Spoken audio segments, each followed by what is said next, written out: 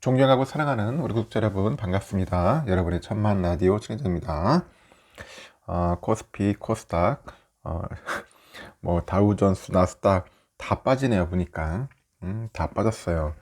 어제도 쭉 보다가 새벽까지 보니까 미국장도 그냥 막 처참하게 또 무너지는 것 같습니다. 왜 그런지 모르겠어. 자꾸 이렇게 빠지니까 정말 뭐 허탈하죠. 허탈하고 무기력해집니다. 연초에 보니까 고삐 풀린 망아지처럼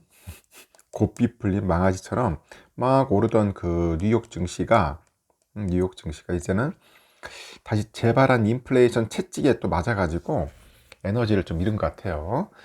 에너지를 잃고 있다.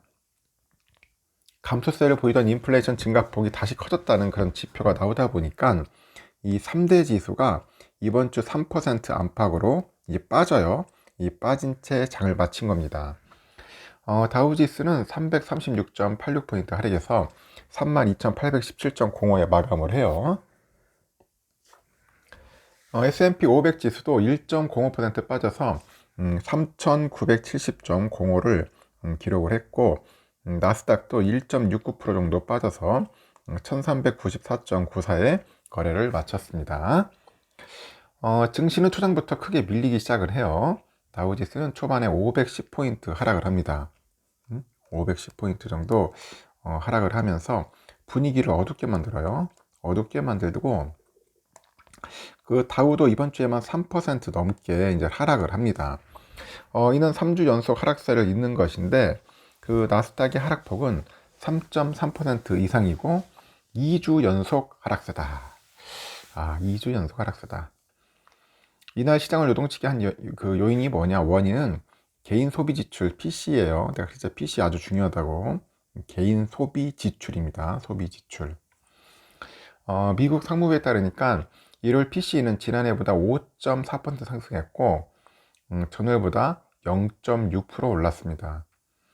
이는 그 전문가들의 그 예상치를 뛰어넘는 것으로 2월 1일 연방준비제도가 기준금리를 0.25bp 인상하면서 디스인플레이션이죠. 디스인플레이션 단어를 사용한 것과 뭔가 배치되는 결과다. 배치되는 결과다. 이에 따라 그 연준 내부에서도 내달 22일로 예정된 3월 FOMC죠. FOMC 여기 회의를 통해 가지고 금리를 다시 50bp 가량 올리자. 그런 매파적인 의견이 아주 득세할 수 있어요. 매파 의견이 득세할 수 있다. 결국 뭐냐? 파월의 김칫국이야. 파월의 김칫국. 득세하는 매파. 뭐 그런 이야기도 있는 것 같은데 연준이 기준금리를 1년에 만에 400bp 이상 올렸음에도 불구하고요. 인플레이션 데이터는 아주 고고해. 큰일이야. 응? 고고합니다. 이러다가 큰일 나겠어. 나 작살날 것 같아. 응? 이런 얘기도 있어요. 그 찰스 슈압의 수학 전략가라는 사람이 있는데 이 PCE의 그 수치 이외에도 그 시장의 침체를 가져다 올 더 많은 잠재 변수가 있답니다. 잠재 변수. 이 잠재 변수가 있다. 그래서 이번 주 급락에도 보듯 앞으로도 실망스러운 데이터는 시장에 상당한 영향을 끼칠 것이랍니다. 실망스러운 데이터들이 시장에 영향을 끼칠 거다. 이어서 개인적으로 연준이 기준금리 상단선을 5에서 한 5.25% 정도로 맞출 것이다. 그렇게 예상을 하는 거죠. 실제로 이를 랠리로 잔뜩 부풀었던 개인들의 투심은 2월 하락장으로 이제 가는 겁니다. 2월 하락장으로 이제 급속히 냉각이 되는데, 미국의 개인 투자자들 AAII 조사에 따르니까 이번 주 낙관적인 투심은 34.1에서 21.6%로 낮아졌어요. 반면에 약세 심리죠. 약세 심리는 지난주 28.8%에서 38.6%로 뛰어 오른 거야. 그만큼 장을 좋게 보지 않는 거죠. 좋지 않게 보고 당분간 시장을 떠날 가능성이 높다. 연준의 그런 구성원들은 매파적인 발언을 쏟아내는 거야. 그러다 보니까 그 클리블랜드 연준 총재도 그래요. CNBC에 나와가지고 인플레이션을 잠재우려면은 기준금리는 5% 이상이야 하고 한동안 그 수준을 유지해야 한다고 주장을 합니다. 그리고 보스턴 연준 총재도 그래요. 인플레는 여전히 높고 이를 목표치인 2%로 낮추려면은 더 많은 작업을 수행해야 한다 지적을 합니다. 일부에서도 기준금리를 6% 이상 올려야 할 수도 있다는 그런 우려가 나오던데, 이렇게 노동시장이 깨지지 않는 한 연준은 한 3월에 50bp, 이 50bp 인상 이후에도 여름까지 금리 인상을 계속할지 모른다. 여름까지 계속할지 모른다. 그런 이야기도 있는 겁니다. 이렇게 약세장에 저조한 실적이나 손실을 낸 기업들의 주가는 늦겨울 바람에 우수수 떨어지는 나뭇잎과 같다고 하죠.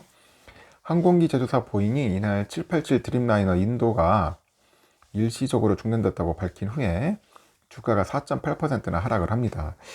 인도 중단 사유는 전방 압력을 견뎌야 하는 그 격벽과 관련된 그 공급업체의 문제인 것으로 전해졌다고 하대요.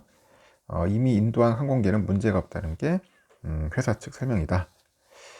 그리고 일러스트 소프트웨어 기업이죠. 어도비가 블룸버그 통신 보고서의 영향으로 7.6%나 빠졌네요. 내용은 미국 법무부가 어도비의 그 피그마 인수 거래에 대해서 반독점 규제를 내릴 것으로 우려된다. 그래서 중고차 매매 그 업이죠. 카바나가 그 CEO죠. 어니 가르시아가 향후 반년간 그 10억 달러 비용을 절감하겠다고 했는데도 불구하고 투자자들이 실망이 커지다 보니까 20.5%나 폭락을 했어요. 하지만 그 스위트 그린은 부진한 1분기 수익 예상으로 장 초반 10%가량 하락을 했는데, 저가 매수가 몰려들어서 마감 때는 3.2% 오른 주당 9.59달러 이렇게 기록을 했네요. 그 대체육 브랜드죠. 비욘드 미트도 4분기 매출이 20% 이상 감소했다는 소식에 최근에 주가는 약세했는데, 이날 손실이 예상보다 적다고 평가되면서 반전해가지고 10.15%나 올랐다. 아주 특이한 기업입니다. 그리고 보니까 환율은 1318원 1.78%나 올랐고, 달러 인덱스 105.21이에요. 0.59%또 올랐습니다. 계속 오르고 있고, 필라델피아 반도체는 1.8%나 빠졌어도 많이 빠지네요. 좀 많이 빠졌고요. 엔비디아도 한 1.6%나 더 빠졌어요. 계속 또 빠지기 시작합니다. 또 AMD 2% 빠지고, 온 세미컨덕터 2.69, 인텔 1.8% 빠졌죠. 브로드컴 1.04, 퀄컴 1.47, TSMC 2.19, 이제 90달러 깨졌네요. 잘 올라가더니 다시 또 꺾이는 것 같습니다.